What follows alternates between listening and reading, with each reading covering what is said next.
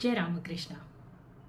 What is the way of living in Hinduism, ये अगर सवाल हम पूछे तो द वे वॉज 4 आश्रम। इन 4 आश्रमों के बलबूते पे हमारे लाइफ का स्केच आउट या फिर प्लानिंग की जाती थी।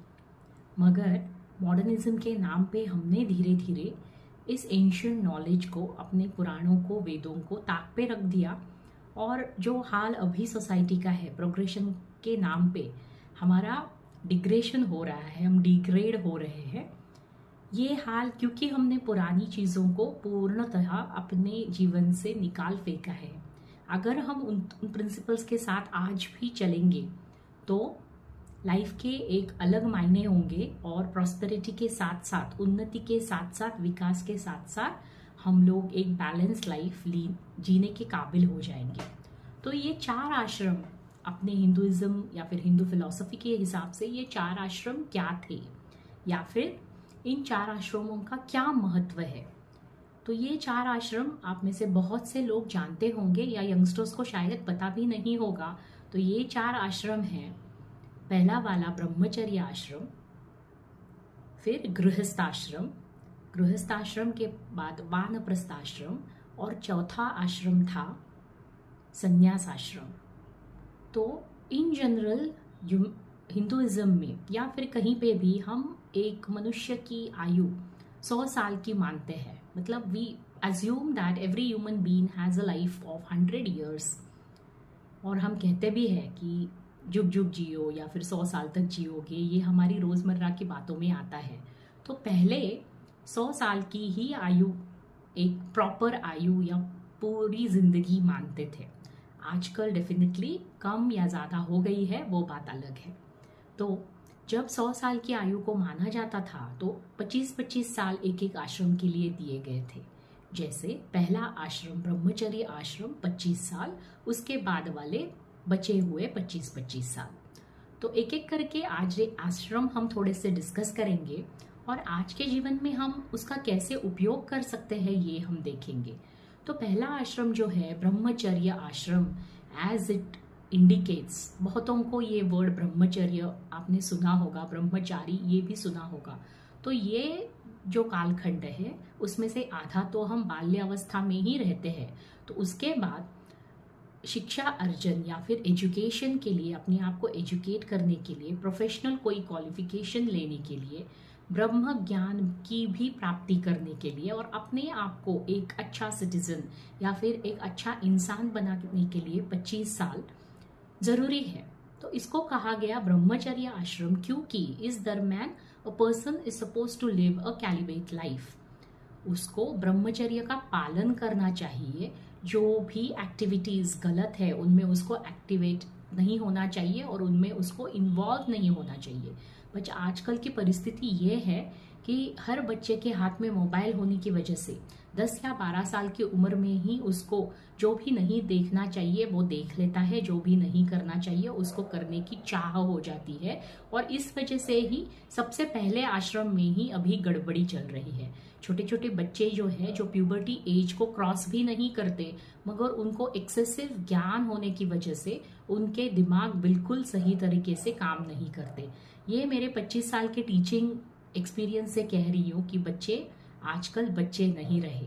उनके दिमाग में या मीडिया एक्सप्लोजन कहिए या फिर ओवर यूसेज ऑफ इंटरनेट कहिए, उनके हाथ में सब कुछ बहुत जल्दी आ जाने की वजह से मेरे जो कॉलेज के स्टूडेंट्स थे उनको कंसंट्रेशन की प्रॉब्लम, पढ़ाई में प्रॉब्लम, गलत चीज़ों से ही इन्फ्लुएंस होने की प्रॉब्लम, ये मैंने बहुत देखी। क्योंकि बहुत छोटी उम्र में अगर आपको सब कुछ पता चल जाए तो एक्सपेरिमेंट करने की इच्छा जागरूक होना स्वाभाविक है। तो जैसे स्मोकिंग है, ड्रिंकिंग है, डेटिंग है, या फिर having affairs at a very young age, ये इसको अभी हमारे मीडिया ने, हमारी फिल्म इंडस्ट्री ने, या फिर जो भी हम टीवी या यूट्यूब जो भी हम देखते हैं वहाँ पे इसको ऐसे पेश किया जाता है जैसे ये लीगल है। बट एक अच्छी सोसाइटी के लिए और एक अच्छे देश के लिए ये ज़रूरी है कि कम से कम 20 से 25 साल इंसान अपना पूरा फोकस अपने आप को बिल्ड करने में, अपनी पर्सनालिटी बिल्ड करने में और खुद को बनाने में गुजारे, ना कि इधर उधर की गलत चीजों में उसका फोकस चला जाए। तो उसके लिए ये ब्रह्मचर्य आश्रम आज भी लागू होता है और हमको लागू करना चाहिए। और ये एक सीधा साधा तरीका था कि 25 साल जब इंसान अपने गुरु के पास गुरुकुल में या फिर अभी जैसे बोर्डिंग्स में, स्कूल में जब रह के आता है, तब वो पूरी तरह से तैयार होता है अपना प्रोफेशनल लाइफ शुरू करने के लिए। तो आज के ज़माने में भी अगर पेरेंट्स अपने बच्चों की तरफ ध्यान दे और पेरेंट्स ही गलत सोच अगर बच्चों को ना दे, तो ये बहुत उपकार होगा आने वाली पीढ़ी पे और अपने आने वाले समाज पे। मगर मैं देख रही हूँ कि आजकल पेरेंट्स ही बच्चों को बिगाड़ने में ज़्यादातर जिम्मेदार है। बच्चे तो खैर छोटे प्लांट्स होते हैं, उनको जो आप खाद दोगे, जो आप पानी दोगे, वो लेके वो बड़े होंगे। मगर प्रॉब्लम ये है कि आजकल के पेरेंट्स ही बिल्कुल जिम्मेदार नहीं हैं और उनकी हरकतें ही ऐसे हैं कि उनकी देखा देखी बच्चे भी इन्फ्लुएंस होते जा रहे हैं। तो मेरी ये गुजारिश है हर पेरेंट से कि एटलीस्ट आप लोग उनको गलत एग्जाम्पल सेट करके ना दो, और उनको एटलीस्ट खुद बिगड़ गए हो तो अपने बच्चों को तो ना बिगाड़ो, और उनकी फ्यूचर के लिए उन पे थोड़ा रहम खा के उनको अच्छे संस्कार दो। तो एक बार ये 25 साल गुजर जाए तो उनका आता है नेक्स्ट आश्रम, दैट इज गृहस्थ आश्रम। तो इसी दरमियान इंसान की शादी या फिर अर्थ कमाना, मतलब प्रॉस्पेरिटी, पैसा कमाना, अपनी जो भी इच्छाएं हैं, भौतिक इच्छाएं जो भी है, उनको पूरा करने के लिए अगले 25 साल दिए गए हैं। जैसे उनका करियर हो, शादी हो, बच्चे हो, बच्चों की प्रोग्रेस हो, खुद की प्रोग्रेस हो, जो भी लाइफ की इच्छाएं हैं वो पूरी करने के लिए अगले 25 साल दिए गए हैं। उसको कहा गया है गृहस्थ आश्रम। मगर ये सिर्फ इच्छा पूर्ति वाला नहीं है, ये सबसे इम्पॉर्टेंट आश्रम है और इसी आश्रम को बाकी तीनों आश्रमों का ख्याल रखना है।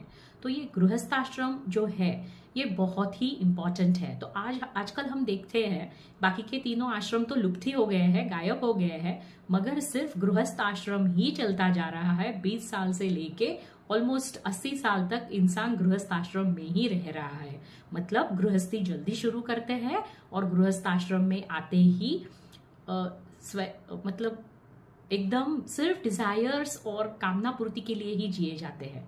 इस आश्रम का सर्वप्रथम कर्तव्य ये होता है कि वो सही तरीके से कमाई करे, सही तरीके से अपना प्रोफेशन चलाए, अपनी इल्लीगल इच्छाओं के लिए इल्लीगल तरीके से पैसे ना कमाए, इल्लीगल और दूसरों को हिंसा करके, दूसरों का नुकसान करके, इसको रैट रेस का नाम देके जो आगे बढ़ने के लिए आजकल कॉर्पोरेट वर्ल्ड में या बाकी के वर्ल्ड में भी जो कुछ भी हो रहा है, कट थ्रोट कंपटीशन जो हो गई है, इससे बच के सही तरीके से, लीगल तरीके से धर्म का आचरण करके पैसे कमाने हैं। और बाकी के 3 आश्रमों का सपोर्ट करने का बहुत बड़ा जिम्मा इस आश्रम पे आता है, क्योंकि आदमी प्रोडक्टिव ही होता है 25 से 50 में।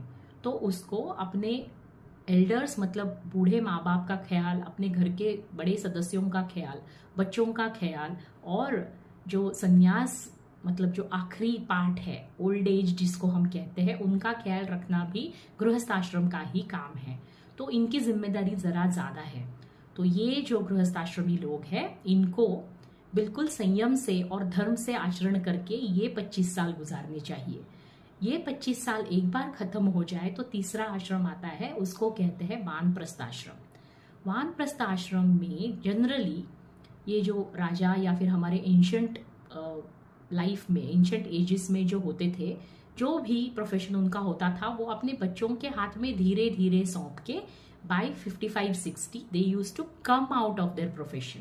मतलब धीरे धीरे अपने आप को डिटैच या विरक्त करने लग जाते थे, ताकि उनको अगला जो आश्रम है 75 साल में शुरू होने वाला जो संन्यास आश्रम है, उसके लिए वो अपने आप को काबिल करते थे।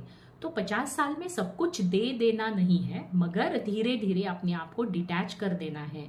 हमको मृत्यु का आभास होने लग जाना चाहिए कि हमको कभी भी बुलावा आ सकता है।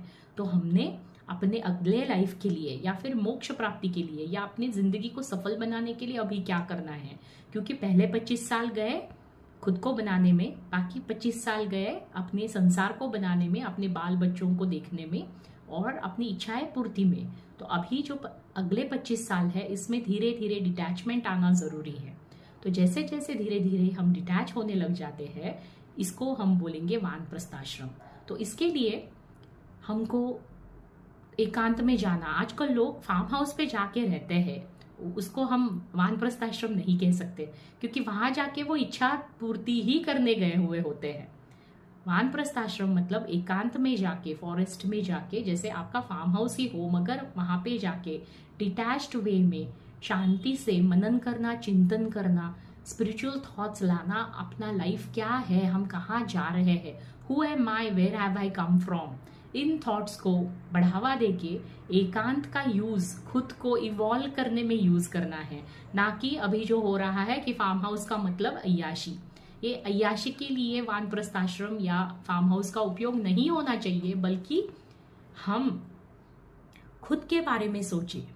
हमें पूरी दुनिया का नॉलेज है, मगर जब हम पूछे आप कौन हो, तो हमारे पास जवाब नहीं है। हम कहाँ से आए हैं हमें पता नहीं है, हम कहाँ जा रहे हैं हमें पता नहीं है। हमारा तो एक ही एजेंडा है, ये जो लाइफ मिली है उसको पूरी तरह से एंजॉय करके बर्बाद करो, बल्कि ये नहीं कि इसका जो ध्येय है उसको जाने, हम कौन है ये जाने, और कहाँ से आए हैं ये जाने, और आगे हमारा क्या है ये भी जानने के लिए वानप्रस्थ आश्रम का हमको इस्तेमाल करना चाहिए।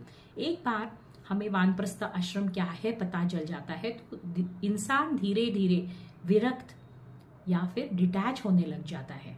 तो 75 साल बच्चों को अपने फ्लरिश होते हुए देखना और धीरे धीरे खुद को इस संसार से दूर करना, ये है वानप्रस्थ आश्रम की मेन डेफिनेशन या मेन जरूरत। फिर जो 75 साल इंसान बाकी के जीता है, उसमें उसको लिटरली एक सन्यासी की तरह जीना है। बेशक आजकल वन में जाके सन्यास लेना बेशक पॉसिबल ना हो, या आश्रम में जाके रहना बेशक पॉसिबल ना हो, मगर घर में रहते हुए ही सन्यासी हो जाना बनता है।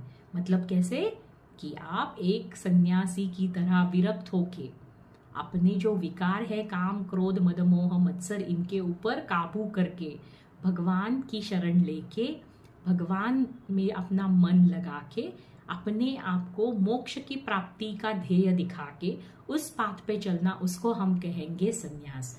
ये जरूरी नहीं कि आप केसरी वस्त्र धारण कर लो या फिर सन्यासियों जैसे कपड़े मुंडन करके फिरो, जरूरी नहीं है, मगर घर में रहते हुए सबसे डिटैच, उसमें इन्वॉल्व ना होते हुए, हर चीज में अपना ईगो लाके ये मेरा है करने की बजाय, अगर हम धीरे धीरे अपने आप को इस संसार से दूर करके उस हायर पावर से अपने आप को अटैच करें, तो वो बन जाता है संन्यास धर्म।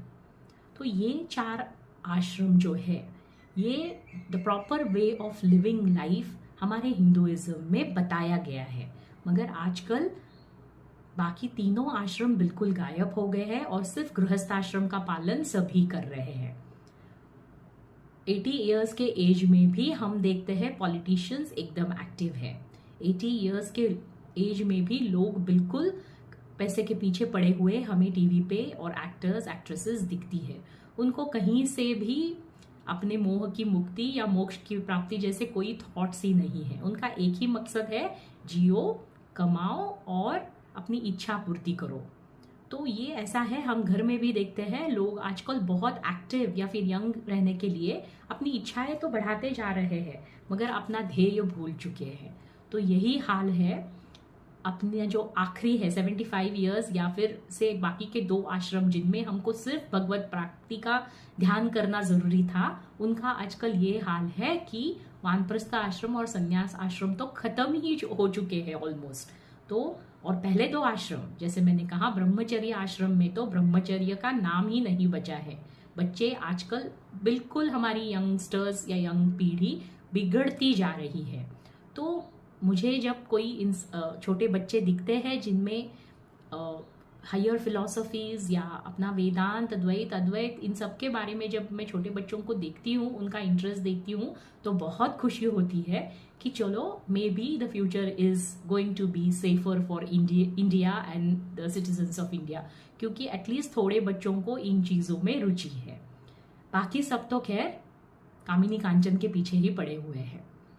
तो ये ज़रूरी है कि हम at the age of 50 at least realise करें कि हम कहाँ पे भाग रहे हैं, कहाँ दौड़ रहे हैं, और हमारा उद्देश्य, इस जीवन का उद्देश्य या पर्पस ऑफ दिस लाइफ क्या है।